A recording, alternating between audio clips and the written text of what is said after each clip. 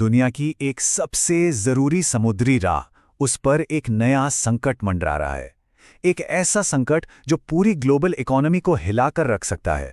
तो आज हम हुर्मुज़ जलडमरू मध्य में चल रहे इसी तनाव को और इसके गहरे मतलब को समझने की कोशिश करेंगे। तो सवाल देखिए बहुत सीधा सा है। क्या ईरान हुर्मुज़ जलडमरू मध्य से गुजरने वाले जहाज़ों पर कानूनी तौर पर टोल लगा सकता है? ये सवाल सुनने में भले ही सिंपल लगे, लेकिन इसका जवाब पूरी दुनिया के व्यापार और इंटरनेशनल लॉ के भविष्य को तय कर सकता है। तो चलिए सबसे पहले ये समझते हैं कि आखिर ये जगह है कहाँ। हुर्मुज़ जलडमरू मध्य असल में खाड़ी को ओमान की खाड़ी से जोड़ने वाला एक बेहद संकरा पानी का रास्ता है। ये 104 मील यानी करीब 167 किलोमीटर लंबा है। पर यह सिर्फ एक जलमार्ग नहीं है, ये एक जियोपॉलिटिकल हॉटस्पॉट है जहां ईरान और ओमान के समुद्री इलाके आपस में मिलते हैं। 20%, ये नंबर इस पूरे संकट की जड़ है। सोचिए, पूरी दुनिया में जितना भी तेल सप्लाई होता है उसका 20% यानी हर 5वां बैरल इसी एक पतले से रास्ते से होकर गुजरता है। इसका सीधा मतलब यह है कि यहां अगर जरा सी भी रुकावट आई ना, तो उसका असर दुनिया भर में पेट्रोल पंप से लेकर बड़ी बड़ी फैक्ट्रियों तक हर जगह महसूस किया जाएगा। और तेहरान ने ठीक इसी नब्ज को पकड़ा है। उसने इस जलडमरू मध्य पर अपनी पकड़ मजबूत करने के लिए एक ऐसा कदम उठाया है जिससे ये पूरा अंतर्राष्ट्रीय विवाद खड़ा हो गया है। ईरान का कहना है कि यहां से सुरक्षित गुजरने के लिए अब जहाज़ों को टोल चुकाना होगा। अब सवाल ये उठता है कि ईरान ने अचानक ये कदम उठाया क्यों? देखिए, ये कोई अकेली घटना नहीं है। असल में ये उस सिलसिले का नतीजा है जो कुछ हफ्ते पहले ही शुरू हुआ था। ये देखिए कि पूरा मामला कितनी तेजी से आगे बढ़ा। 13 अप्रैल को अमेरिका ने ईरान के बंदरगाहों से आने जाने वाले सारे समुद्री ट्रैफिक की नाकाबंदी का ऐलान कर दिया, और इसकी ठीक 24 घंटे के अंदर अमेरिकी सेंट्रल कमांड ने कंफर्म भी कर दिया कि नाकाबंदी पूरी तरह लागू है और जहाज़ों को वापस भेजा जा रहा है। और फिर इसी हफ्ते ईरान ने इस 7 हफ्तों के तनाव को खत्म करने के लिए एक शर्त रख दी, टोल वसूलने का अधिकार। ये एक क्लासिक जैसे को तैसा वाला मामला बन गया है। यहाँ अमेरिका की रणनीति बिल्कुल साफ है। वो ईरान के तेल एक्सपोर्ट को पूरी तरह से रोकना चाहता है, जो कि ईरान की इकोनॉमी की आप कह सकते हैं कि जान है। तो ये नाकाबंदी सीधे सीधे उसी आर्थिक जीवन रेखा पर हमला है। और जाहिर है, जब दुनिया के 20% तेल के रास्ते में ऐसी रुकावट आएगी तो असर तो पूरी दुनिया पर पड़ेगा ही। पिछले कुछ हफ्तों में तेल की कीमतें आसमान छूने लगी हैं, और इसका असर फिर बाकी चीज़ों पर भी होता है। फ्यूल महंगा, खाना पीना महंगा, शिपिंग की लागत बढ़ गई है। कई कमर्शियल जहाज तो अब इस रूट से बच के निकल रहे हैं।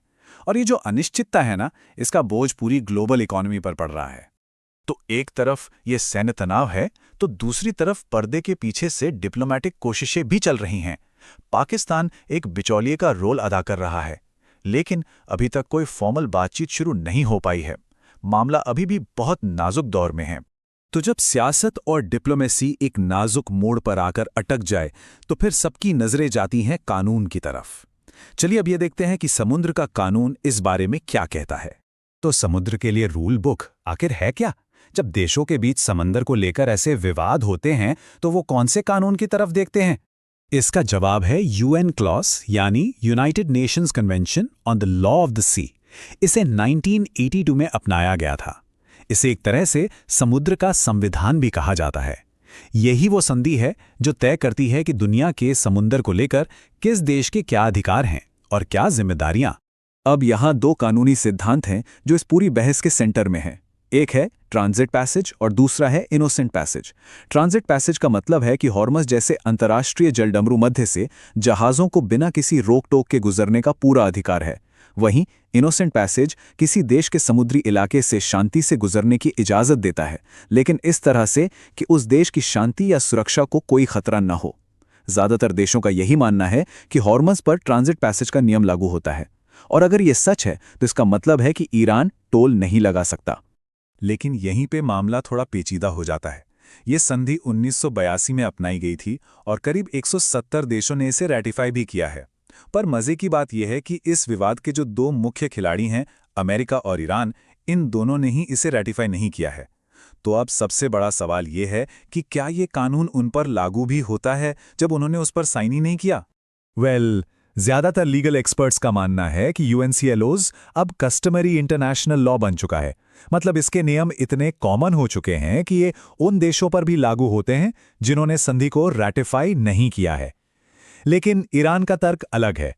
वो कहता है कि उसने हमेशा से इसका विरोध किया है, इसलिए वो इससे बंधा हुआ नहीं है। यहीं पर आकर कानूनी बहस फंस जाती है। तो जब कानून को लेकर एक राय नहीं है और सियासत भी एक जगह अटकी हुई है, तो फिर आगे के रास्ते क्या हैं? वो कौन से प्रेशर पॉइंट्स हैं जिनका इस्तेमाल किया जा सकता है? देखिए, ये समझना बहुत जरूरी है कि यूएन क्लोज को लागू करने के लिए कोई फॉर्मल सिस्टम नहीं है। मतलब कोई इंटरनेशनल पुलिस फोर्स नहीं है जो जाकर नियम लागू करवाए। अंतर्राष्ट्रीय अदालतें फैसले तो सुना सकती हैं, लेकिन उन्हें लागू करवाना बहुत मुश्किल होता है। तो ऐसे में कुछ ही रास्ते बचते हैं। पहला, कई देश मिलकर एक गठबंधन बनाए और अपनी नेवी के जरिए जहाज़ों की सुरक्षा सुनिश्चित करें। दूसरा, डिप्लोमैटिक रास्ता, जैसे कि यूएन सिक्योरिटी काउंसिल में कोई प्रस्ताव लाया जाए।